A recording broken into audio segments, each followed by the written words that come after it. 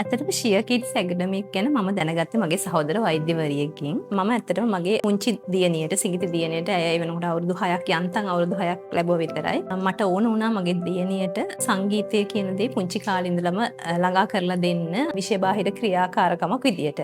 මොකද මම වැඩ කරනවා පාසල් වෛද්‍ය නිලධාරිනියක් විදියට. ඒ විතරක් නෙමෙයි මම ළමා මනෝවෛද්‍ය විද්‍යාව පිළිබඳ වෛද්‍යවරියක් විදියට වැඩිදුර හදාරපු වෛද්‍යවරියක් විදියට මම අත්දැකලා තියෙනවා.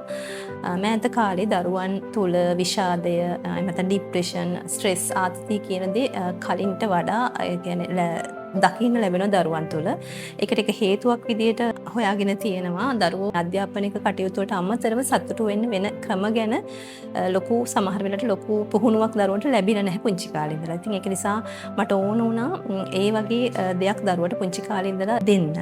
ඒක මට ඕන වුණේ නැහැ තවත් එක ටියුෂන් එකක් වෙන්න. ඒක නිසා මම හොඳ තැනක් ගැන ඇත්තටම හොය හිටියේ.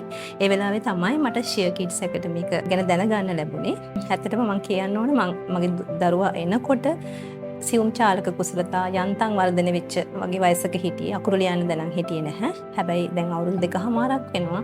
දැන් දියණියට හරිම ලස්සනට කිසිම බයක් නැතුව හරිම කොන්ෆිඩන්ස් විදියට පියානෝ පීස් ප්ලේ කරන්න පුළුවන්.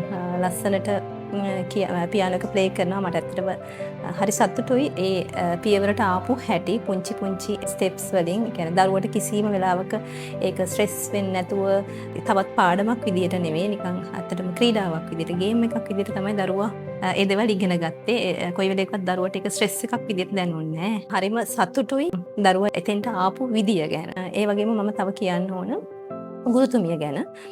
ගුරුතුමිය ටීචර් කෙනෙක්ට එහා ගියපො ඇත්තටම මවක් සමහර වෙලාවට හිතවත් යෙහෙලියක් වගේ වැඩ කරන්නේ. දරුවා හරිම ප්‍රියමනාපයි. දරුවට හරි ආදරණීයයි. මම දැකලා තියෙනවා මං ආපු හැම වෙලේකම එතන දරුවෝ ගොඩක් ඉන්නවා. හැමෝම හරි සතුටින් මල් වගේ hina වෙලා ඉන්නේ. කිසිම දරුවෙක් මම දැකලා නැහැ ස්ට්‍රෙස් එකකින් ඉන්නවා.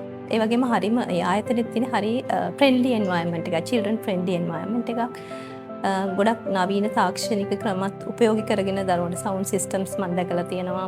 ඒ දේවලුත් උපයෝගී කරගෙන තමයි දරුවන්ට මේ කටයුතු කරන්නේ. ඒ වගේම කියන්න ඕන මම මාවක් විදියට ඒ වගේම වෛද්‍යවරියක් විදියටත් මම ඇත්තටම මේ ආයතනේ බය නැතුව දරුවෙකුට රෙකමන්ඩ් කරනවා.